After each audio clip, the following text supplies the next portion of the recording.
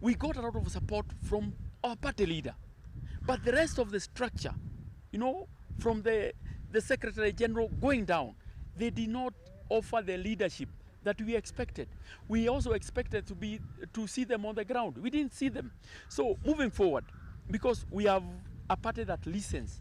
When we went to the ground, our party was not popular. Our rating was about 10%, but we were able to convince our people to the point that we at least got 50%. So moving forward, we have to make some changes. And some of the decisions that we are going to make are fundamental changes. All right, that is the Member of Parliament for Kieni constituency. He was very active in Kiambaa campaigning for Kariri Njama of Jubilee Party. And Haman, you hear Honorable Ishungwa saying that Kariri Njama initially had 82% of support in opinion polls they conducted. That appears to have reduced to 49% on the day of election. But also, Kanini Kega is saying that Kariri had 10% when they were getting into the race, especially for the Jubilee Party. And now they've been able to raise it to 49%. He also says that it was from 20 to now 49%.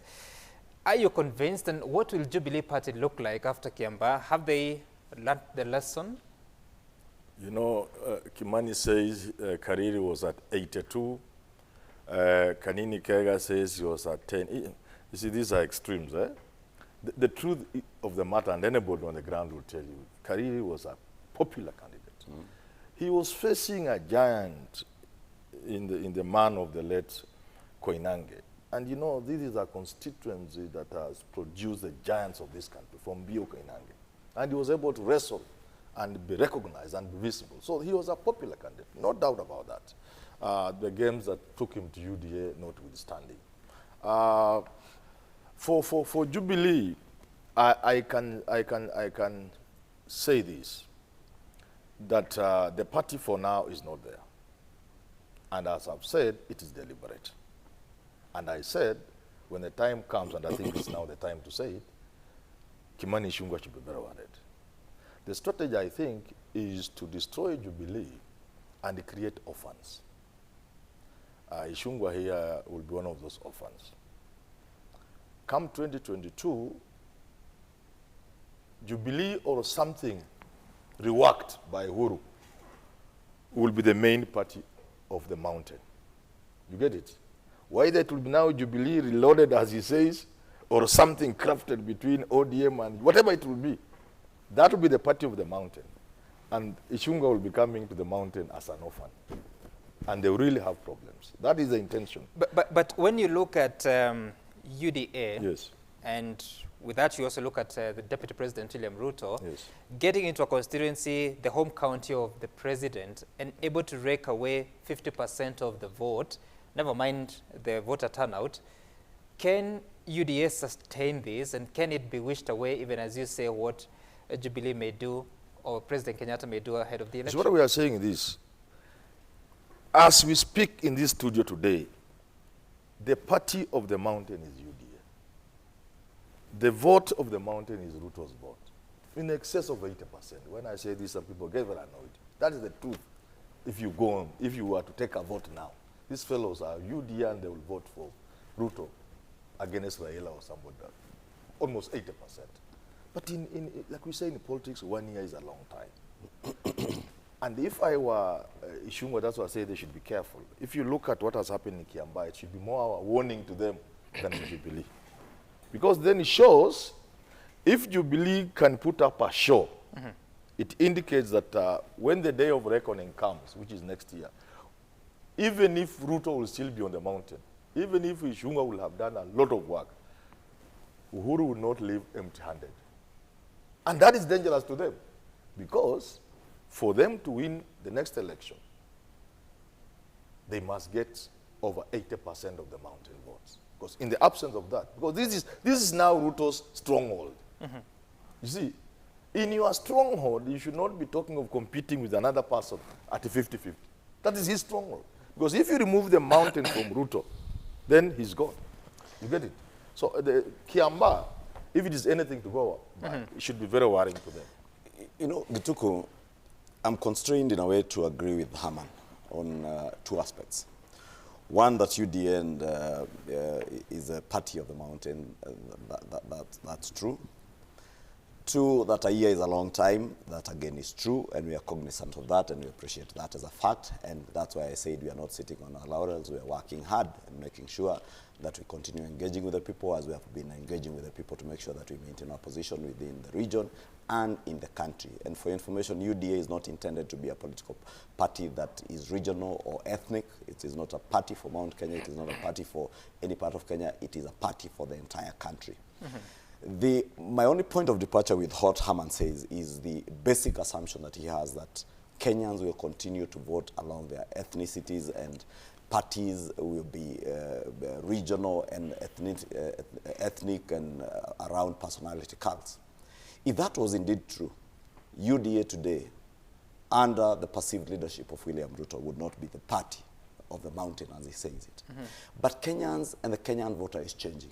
The Kenyan voter is appreciating that the regional, and personality cult-based parties were only there to perpetuate the selfish interests of the personalities that led those parties. And Kenyans are slowly and deliberately moving away from that. And you will see it, Herman, and you're a political analyst, you will continue to see that Kenyans will no longer be boxed into a political party, that this is a party of the mountain, this is a party of your ethnic chief, because Kenyans are appreciating that these ethnic chiefs have used our ethnicities to enslave us, and Kenyans are breaking free from this ethnicity. That is the reason why when you see the Kanini Kegas of this world and the others pointing fingers at small people like Tuju and Murathe, I honestly sympathize with them. And I want to tell my brother Kainan, who is also moving along the same tangent, what these people are doing, what Kainan, what Kanini Kega, what the Wambugus and all the others are doing, Zabinas of this world, they are simply trying to edge each other out of the feasting table. There has been a feast in Jubilee. They assume that Tuju Murathe have been on the feasting table feasting alone. And they now want to edge them out to come to the table and feast. And I want to tell them that is not the way to manage a political party. No, and I said it with a lot of due respect to His Excellency the President, and I appreciate Kainan, that the President is President of the Republic of Kenya, is not President of the Mount Kenya region. The President is also our party leader in Jubilee. And I expected him as party leader to offer and provide leadership. And I said it without blinking, that the President as party leader has failed the party. If you are not bold enough, Kainan, to tell the President that because you want to be an opportunist, you want to take advantage of the situation that pertains today in Jubilee to edge Tuju and Murathe out of the feasting table to sit on the table and eat, I'm telling you that is not the way to manage a political party. Be bold enough, Kainan, to tell the President and the party leader, this is where we have failed, we need to correct it this way. And if you do so, I wish you all the best. But as you were told by Haman, the party owners will not allow you. Okay, Honorable Shonga, just a moment. Let's listen to Kanini Kega again on what he thinks is the problem that has to be dealt with. Listen.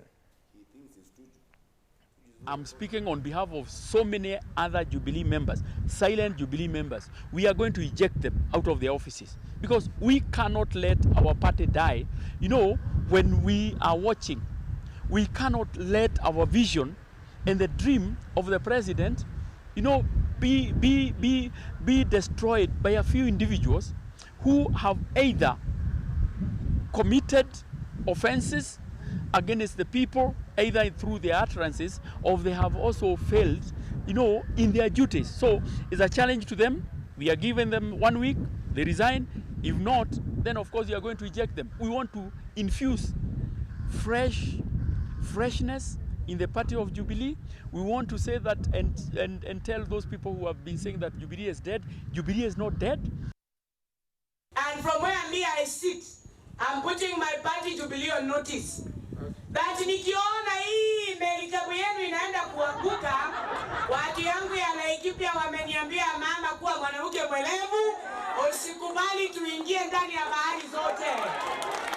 We have a problem in our party, and that problem, I do not think we are going to redeem Jubilee Party, redeem a referendum, and prepare for the forthcoming general election in the year 2022. So Dr. Kenan, what's going on? Because Kanini Kega says the problem is Raphael Tuju, the Secretary General, Vice Chair, and everyone else around there they are going to remove. I don't know that you're going to remove them yourself. And then Honorable Waruguru there is saying that we don't have time to redeem this party. First, I think let me correct my good brother, my friend here, Ichungwa. I have never accused you in the past of being a master of double speak. On one hand, you want to micromanage what is happening in Jubilee. On the other hand, you have clearly identified a party called UDA, which you are trying to also promote. I agree with your democratic right to belong to one particular party. You cannot belong to two parties at the same time. So leave us, you have left Jubilee, technically. Allow us to manage Jubilee. The issue is not about Murade. And I think what Kanini Kega has said is that's just an individual opinion. Right now, the issue is not the removal of Murade or Tuju. No. What Kanini Kega had said is an individual opinion. He has every right. So that is not on the table right now. And it's wrong for you actually to bring an agenda that is not on the table right now. He says he speaks for many. No, that is his individual opinion. Silent. No. Kanini Kega has every right as a member of Kioni to speak. Kioni. Yes, for himself. That is his individual right. So the removal of Murade and Tuju is not on the agenda right now. What is on the agenda right now is to reload Jubilee and bring as many as like-minded individuals actually to be on board and ensure that the space that used to be occupied by my good friend Chungwa and others gets people of their match to occupy the same space. Dr. Kenan, where do you consider as your strongholders as Jubilee Party? Then Jubilee is a mass movement. But what my friend here is alluding to, and I do also appreciate what Professor Haman has said, you see, we need to understand the politics of this country. The reality is, don't be carried away by the social media effect, by the midterm election. The truth of the matter is, for a very long time, we'll remain regional, we'll remain tribal, and the dynamics have not changed. Look at the history. Look at the advent of, just take this to the bank again, Ichunga, and I've been in politics for a very long time.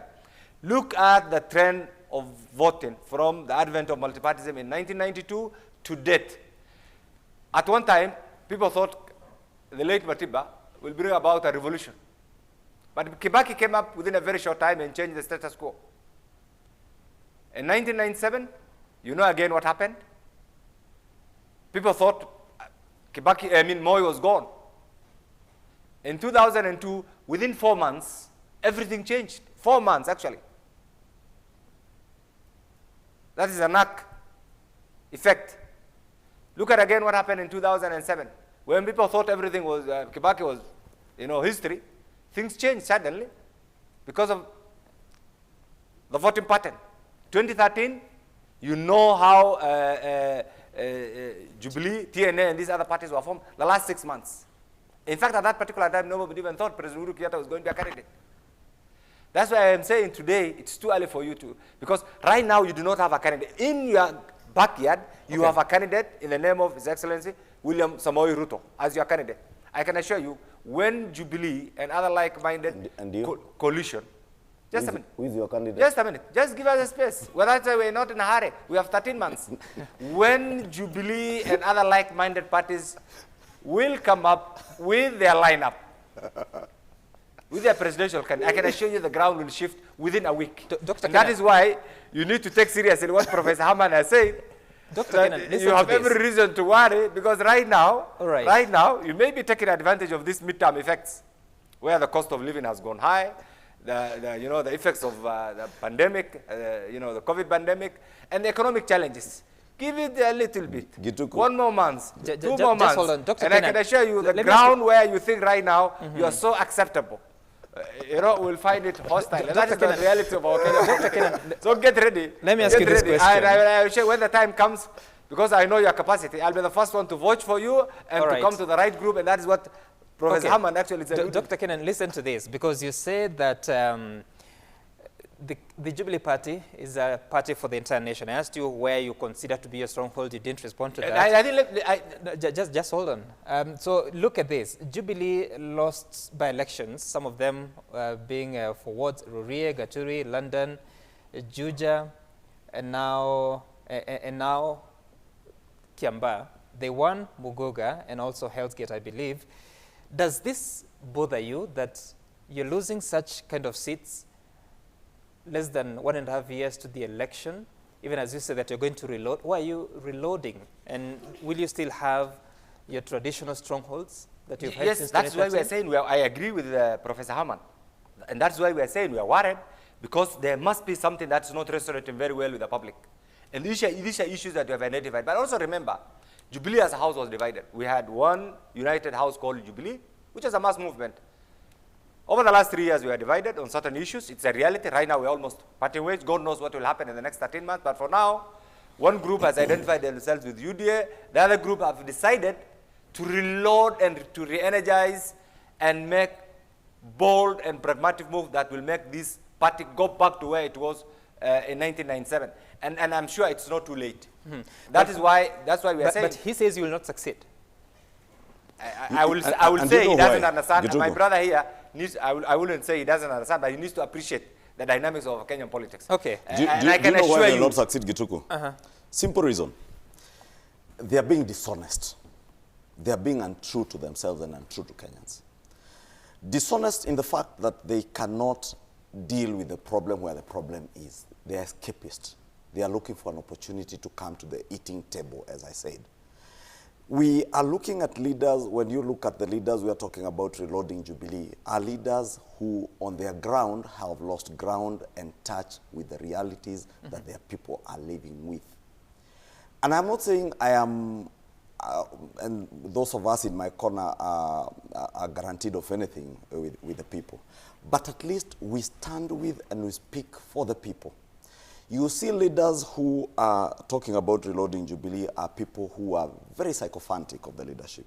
There are people like my brother Kainan who cannot be bold enough to tell his party leader. And you know, certainly I'm not a psychopath. If you allow me, Honorable Kainan, sorry, you're interrupting me. Sorry. I was saying you must be bold enough to tell our president, our good party leader, that, hey, Mr. President, in terms of management of the party, in terms of running the party, you have, in a way, failed us. We must go back to the beginning and look at where we have failed the party. You are a secretary, joint secretary, and I told you to an existent position because you know you are not elected by anybody. You are appointed as a token after you removed Duale, and you cheered on as Duale was removed. That is why even today you have no qualms cheering on as you continue to say, remove these ones. At the end of the day, who will you end up with? Why don't you get the party leader to convene a parliamentary group meeting, to convene an NDC, an NGC, get down to the basics of where you went wrong? Because the moment a political party loses touch, and Kainan was right in his article yesterday, that political leaders play a key role in the management and running of government policy and even political party positions in a country. Because political leaders, being elected leaders, are in touch with the people. Okay. And the major stakeholders in a political party should be those political leaders and the people. The disconnect in Jubilee is with the political leadership and consequently with the people. The political leadership that remains in Jubilee, Kainan, Kanini and the others, are so sycophantic that they cannot be bold enough to tell the party the truth as it is. Okay. I have no business, Kainan, by the way, in trying to rescue Jubilee. Jubilee for me is dead, buried in Kiambaa, and I wish it to rest in peace. But please, for the sanctity of future political parties, I would want to see a situation where even a president, and God willing, if William Ruto is president in 2022, and he's still party leader of UDA, I would want to be in a position where I can tell him off when he is not running the party as it ought to be. Because it is an institution. Let's listen to Haman. Let's listen to Haman. I think before Haman. Just hold on. Because when you listen to all this conversation, I think these gentlemen are wrong on Jubilee and the people. First, I have said, it is by design that Jubilee is where it is. Imagine you are President Uhuru Kenyatta. You don't want to support Ruto, and you know Ruto is a tough, energetic, shrewd politician and a mobilizer. If you leave Jubilee intact, you'll run it. He will take over. And he will run with it in 2022. And that is a problem. And your desire to disinherit him will not work. You get what I'm saying? So for Jubilee, let's leave it like that. It is by design. In the process, it will create orphans who ran on a ticket that will not resonate on the ground. Yes. Now let's go with the people. The people are the most unreliable lot. Nobody has demonstrated this better than Shakespeare in Julius Caesar. When Brutus comes and argues that it's not that we kill him because we didn't love him. We loved him, but we loved Rome better. And the people cheer, it's true. Then Mercanton comes and he appeals the emotions. The people are never reliable. So I hope you get that the people you call people cannot be very reliable. And therefore, the strategy for Jubilee is very simple. Okay? Even before I say that, you must ask yourself one question, and Kenan has not said it. Why do you think the president didn't go to Kiambaa? But before you answer it, you must also ask yourself what impact it would have had. The president's appearance in Kiambaa would have meant a direct victory for this gentleman. 500 votes, he could have breached that. But why do you think he didn't go? Again, it's a matter of strategy. First, the mistake they made by fielding a UDA candidate instead of a Kuria candidate. Let a Kikuyu fight another Kikuyu. Let Kuria's party fight Jubilee. But to bring UDA direct confrontation with Jubilee, and that's Uhuru was a mistake. So Uhuru not going there is, of course there was a fear, supposing this guy loses badly, he will go down with the president's name. Eh? But the biggest strategy, according to me, was to let this thing play out. So now you win and get carried away with the excitement. Let me tell you, as we go forward, what will be the undoing of UDA and my friend Kimani Ichung'wah, I'm being very careful. No more call him another name. call him the other name. It is, they are walking a minefield. Between now and 2022, they are stepping on mines. It is the blunders you make, such as the one Kalonzo Musyoka made in Uhuru Park. You get what I'm saying? This is being set for them to make blunders as we walk towards 2022. And Haman, let me ask you this, because you said that at the moment, 80% of voters in Mount Kenya region are with William Ruto. So the win in Kiambaa, can it be sustained to the 2022 general election at a time that, in this country, up to 70% of elected members of parliament don't make it back to parliament? You see, what he's saying and what he's saying, both of them are correct. But they miss the finer points. It is not true that Kenyan is detribalizing and becoming, and that ethnicity will cease to be the main factor in Kenyan politics. So it's not true. It will cease. Again, you say it is not a factor. Again, you are wrong. But somewhere, as a teacher, I got something you say which I underlined. Slowly, people are slowly changing. And slowly, tribe will cease to be the only consideration. But now slowly doesn't seem to work in your favor. So 2022 is too soon for you to convince me Kenyans will do the thing we want them to do. We really want Kenyans of Somali origin to vote for a Luo when there's a Somali candidate. We want a Kikuyu candidate, a Kikuyu voter, to vote for a Kalenjin Ruto. That's what we want for this country. But you admit it is coming slowly. So 2022 is too soon. That this country by 2022, Kimani Ichung'wah, unfortunately, I wouldn't want it to be like that, but unfortunately by 2022, Kenyans will still be organized along regions, along ethnicities, and it's unfortunate, Gituku. but it is what will obtain by 2022. I would really not want to just a minute, Kenan, because just to rebut to what Professor Haman is saying here. That when I said slowly, I do not mean between now and 2022. Remember in 2015, 2016, we had the same debate. We had the same debate when we were amalgamating URP, which was then seen as Kalenjin and northern parts of Northern Kenya party, and TNA, which was basically a Kikuyu party. And we had the same debate when we amalgamated 13 or 14 political parties to form Jubilee. And in fact, those who were in TNA, who were opposed to the amalgamation of TNA and URP, were of the view that Haman has today. But we told them that Kenyans with time will change, and Kenyans are changing from ethno and regional-based political parties. And people never believed it. until in 2017 when we had one solid political movement called Jubilee that has today been cannibalized out of poor leadership.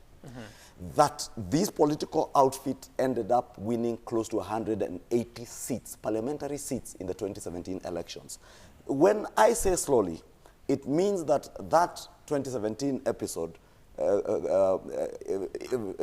vindicates me. When I talk about UDA being a party that is perceived to be under the leadership of, and indeed it is a fact of life that is a party of the future, the Deputy President has said, it is his party of the future, it is my party of the future, it is Kenya's party of the future.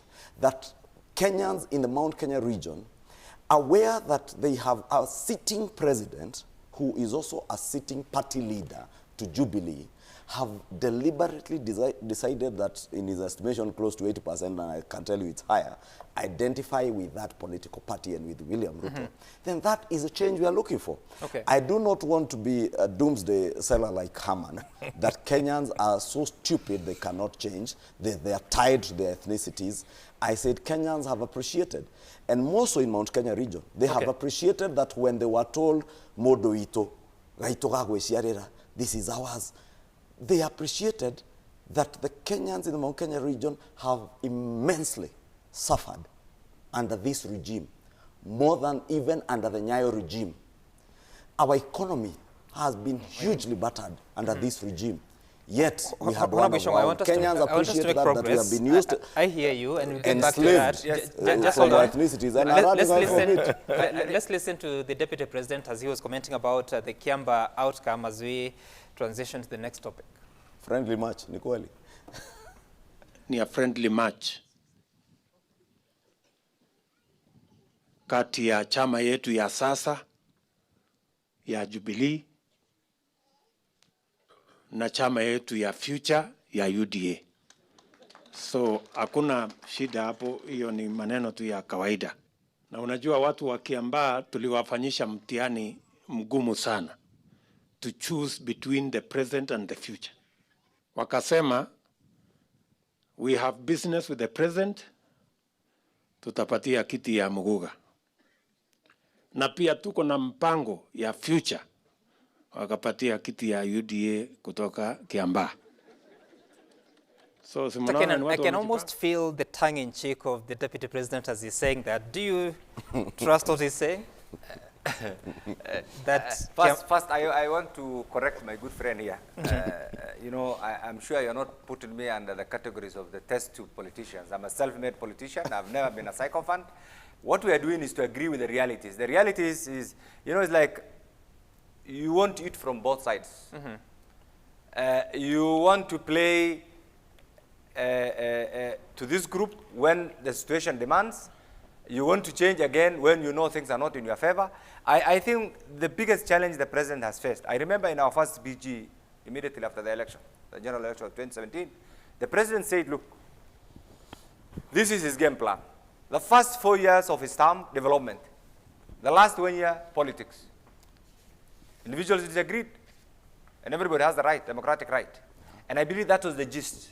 That was the beginning of the challenges that are bedeviling Jubilee right now.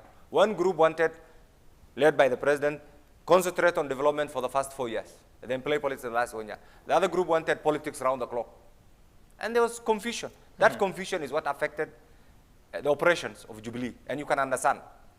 But right now, what we are revising, and I know will not be seeking the permission of my good friend Ichunga and cohort in reloading Jubilee. You have made a deliberate, conscious, democratic decision to identify yourself with what you call, in quote, your party of future. Let it be UDA. Allow us to organize our parties.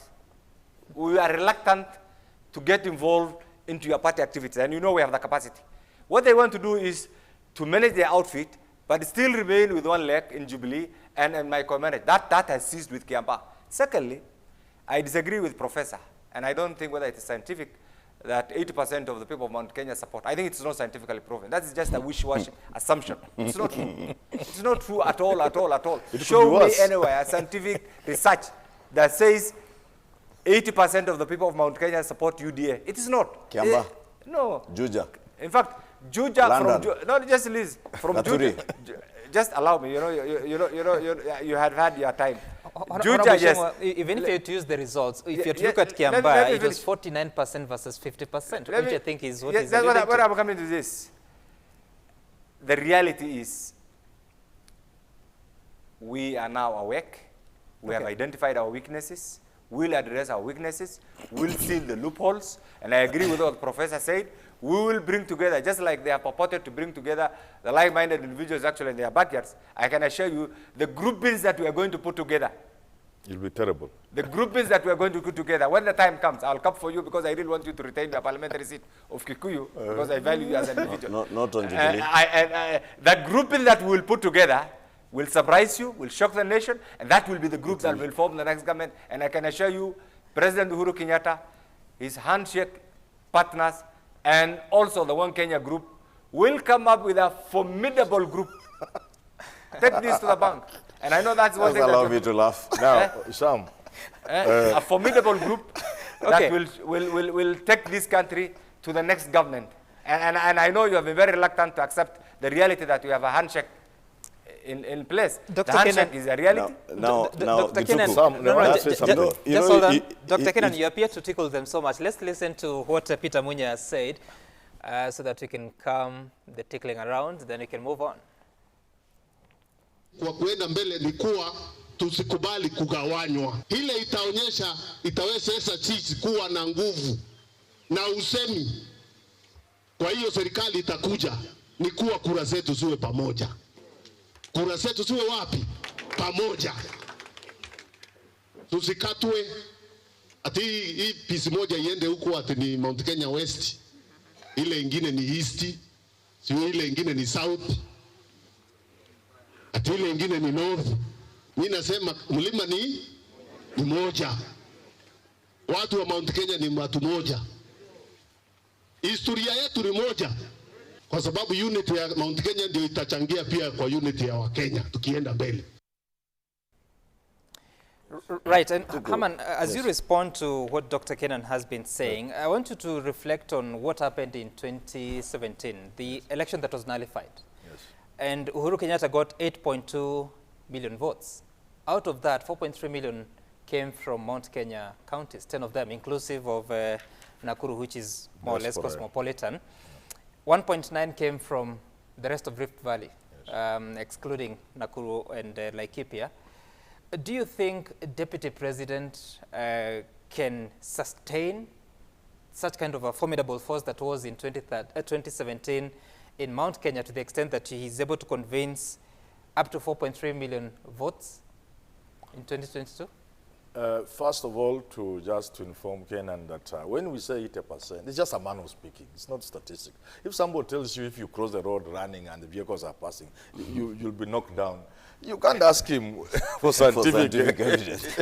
It's just common sense. Sometimes we people in scholarship, we tend to overstretch things. If you walk in Mount Kenya, you will see what I'm talking. It's obvious. It's even maybe higher. But you see, when the test comes, when the primordial instinct of tribe takes over, that's what we are saying. Let me give you an example before I answer your question of whether he'll sustain. On the 30th of December, the year 2002, President Moi, having handed over power to Kibaki the same day, left his home, state house to board a military chopper to take him to Kabarak. Sally Sally? Yes, she shed tears. Yes. Those tears represented many other tears of the Kalenjin. It explained their support for the referendum in 2005 and for their support for Raila in 2007 and the unfortunate event that year. Yeah. When Uhuru Kenyatta will be set to leave office, because there are things begin from April, you can see. Reality check. Reality that our man is leaving. Kimani Ichung'wah. Take me for a cup of tea, I tell you a few things. Kikuyus are ruled by fear, while the rest of Kenyans are ruled by hope. The hope that if one of theirs goes there, they will get good things. The Kikuyus live through the fear of being in the cold. That will set in around March, April, and it will have a lot of impact.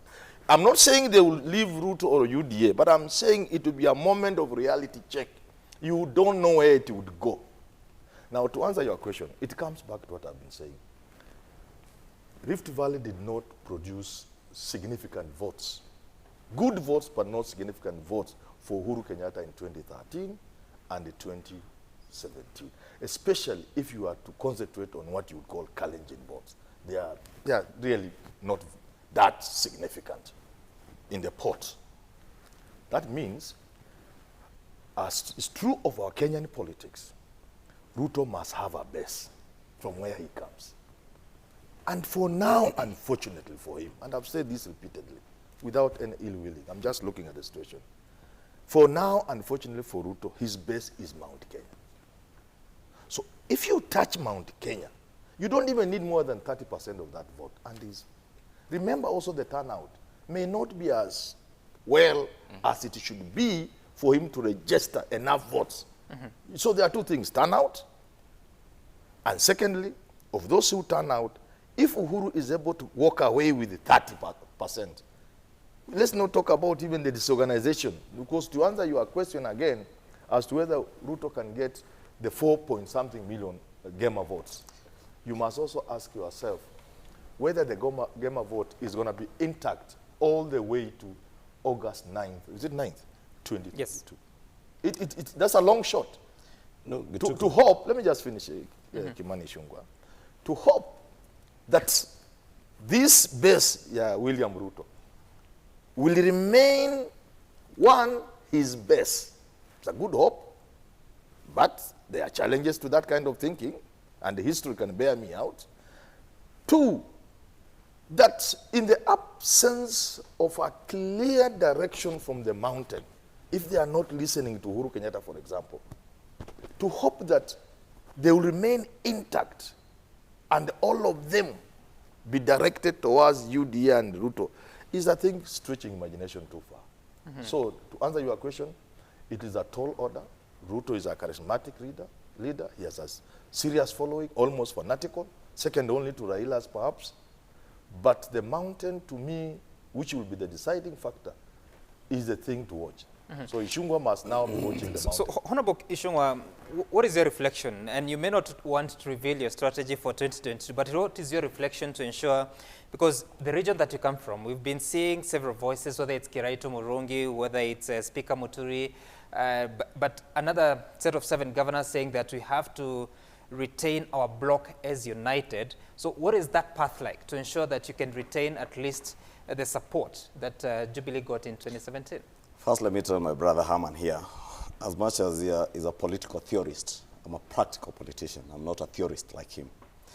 And therefore, we are all cognizant of the situation as it pertains today, and we know what we need to do. Two, it is an insult for Herman to sit on national TV and say Kikuyus are ruled by fear. I am a Kikuyu. I do not by fear.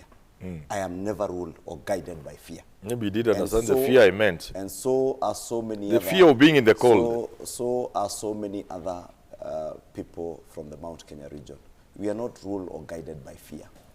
We are inspired by what gives us hope. And that is why I said, when the Mount Kenya region comes to the appreciation that they have immensely suffered, economically speaking, under a government that has been in the hands of one of their own, so to say, then the things you are telling, the theoretical things Herman is telling us here, will not pertain.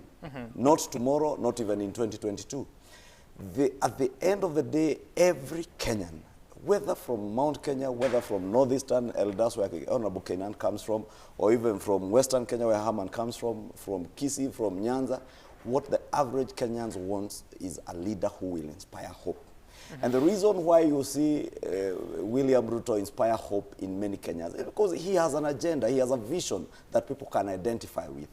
My brother Kenan, as I told you, is when the time of reckoning comes, at a time, but he's here to decide whether his candidate is Raila Odinga or Moi's son. Just hold on. They're here to know who their candidate is.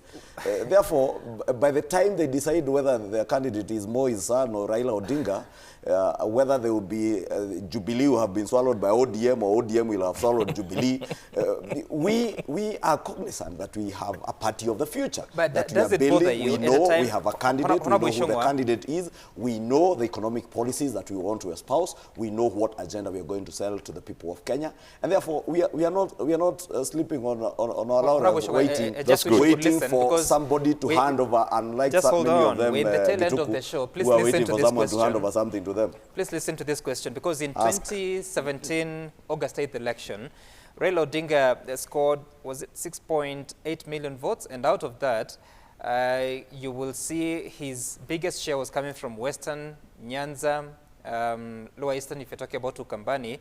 When he says that there's a formation that will come that encompasses all these people, don't laugh fast. That's just listen to the question. Thank you for reminding me. Does it bother you that that may actually be such a competition for your candidate? I will answer that question. You want me to be bothered by the fact that there was some OKA, I don't know, Serela coalition that was being formed that is seen stillborn today? Now I hear Moi's son is now gravitating towards Raila Odinga. I don't know where Kainan and the other group are gravitating towards. The NASA coalition, I heard Musalia Mudavadi last evening on Citizen News saying NASA is dead and forgotten. I mean, and Kainan still has hope that they are putting together some coalition. And again, and I think the Deputy President has challenged them on this, and Kainan, my brother. When I said, and I never intended in a way to classify with you with the people, your colleagues that you have called test tube politicians, but I did tell you, looking at you straight in the face, that you are an opportunist. You are an opportunist because you are in ODM, you know what opportunities to care for. You know you are in Jubilee, why you got to where you are and the position you hold today. You know today that you are gravitating towards the ejection of the Murathes and Tujus because you see an opportunity to sit on the table and eat what they probably, you imagine they are eating. You know Tuju Murathe are accusing the so-called test tube politicians of squandering 140 million shillings in the Kiambaa by-election. Dr. Kenan, just respond to that and tell me what your strategy is. Just hold on. What your strategy is, so that wherever you go politically as Jubilee Party, that you can still keep the 4.3 million, the 4 million votes that you got from Mount Kenya region, or even a fraction of it. Thank you. I think first, before I respond to that, I think, Kimani, you know I was in Parliament when you were still in primary school.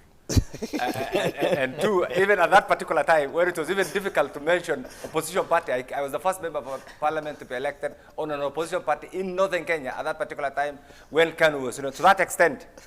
Certainly if there is one opportunist in this country, I wouldn't want to go to the route that you have gone. I'm a political realist.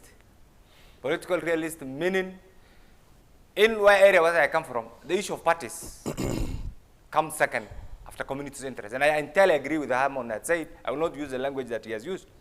But there are certain things that you need to be, look, I know in 2017, there was a decision, a backdoor decision made by certain individuals to rig out all popular individuals in Mount Kenya region and allow certain sycophants to come in as parliamentarians. And I don't want to classify you as part of that team, Kimani Ichung'wah. And to that end, I believe the reason why you have been loud, you have been firm in your support with certain individuals is because of the favor that you got in 2017. To that extent, I think if there's one opportunist. What was the favor? One opportunist, because you know what happened in 2017. Let me remind my brother. Just a minute, because you went to that extent. You went to that extent. Allow me this. So if there is one opportunist in the Republic of Kenya, I think is one Kimani Ichung'wah. I wouldn't want to go beyond that. What was the favor, Dr. Kenan? And you have every reason to be loyal to the person who secured your seat and opposed in 2017. Let me leave it there. Secondly, because that's why you wanted to talk, and you know my history, and you can imagine disagreeing with Moi in 1992, 1997, and contesting on an opposition ticket. That clearly affirms the role and the firm position that I can take. And therefore, my position or our position in 2013, no regret at all. Our position in 2017, no regret at all. Right now, what we are doing is this. And this is the reality. This is the reality. And this is the request that I want Honorable Ichung'wah and cohort. I want this to go to the ears of my good friend, the Honorable Ichung'wah. You and your cohort have made a deliberate decision to delink yourself from. Allow me to this, because allow me to do this from the mainstream Jubilee. We wish you well. Go to your UDA. Allow us now, as Jubilee, to do what we want to do, All right. that we think will resonate well with the people of Mount Kenya. When the time comes of voting, and history will still be there, 13 months, I can bet that the people right now you are considering as your base,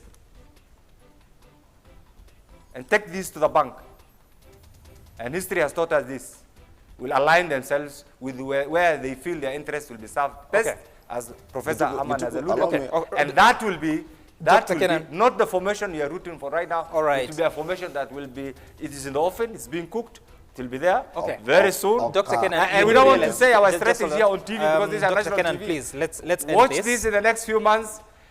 You will be looking for people behind your back, on your shoulders, and you realize you only have trees where areas where you expected is your best. All right, Dr. Kenan. Just a quick rejoinder that Kenan cannot call me an opportunist while he knows I was elected unopposed, my friend. Yes, it was part of the preparation for 2022. It was in preparation for 2022. No. Dr. Kenan, you do realize you have not responded to my question, but that's all fine. Let's read the feedback that has come. Jacob Abere, just listening, sound bites by Kega and blaming the Secretariat. It's high time Jubilee to recall all members that are preaching about UDA in every village and market to be an example to others. Expel Ishungwas, then we shall see recoiling effects. In fact, I challenge you to resign and contest on your age. Go ahead and explain. Jenga Wakungu, you're saying, Prof. Manyora is very right. When Jubilee Party Vice Chair was busy,